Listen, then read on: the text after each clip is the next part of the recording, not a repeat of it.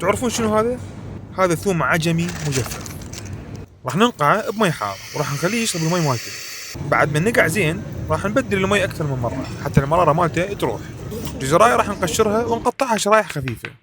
الهانه هم راح نقطعها ونفككها بدينا، وراح نشيلها ونخليها بمي وملح يغلي.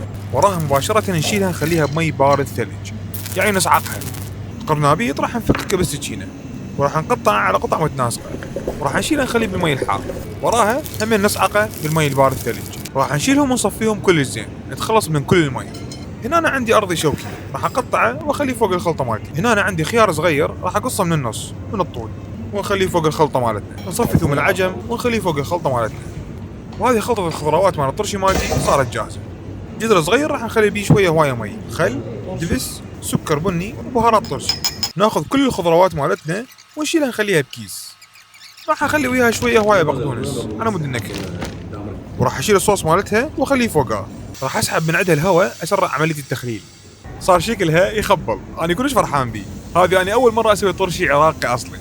بعد ليلة بالثلاجة راح نشيكها، أعتقد تحتاج بعد. هسه بعد ما صارت 3 أيام راح ناخذها لأن شكلها جاهز. راح نقص الكيس. أوف، الريحة تضرب على ذاكرة الطفولة. شكلها يخبل وأنا كلش فرحان بيه. بسم الله نجرب ثوم العجم. واو ممتاز. قرنابيط يملخ. الخيار جدا فاشل، لازم يتخلل قبل الكبس. الجزر فنان. الزيتون يعني نص ونص. هسه صار وقت الشباب يجربون وينطونا التقييمات مالتهم. الله رهيب. ما عيب عليكم؟ سؤال، تنصحوني انزلها مع السمك المزقوف اللي راح نخليه في يابا؟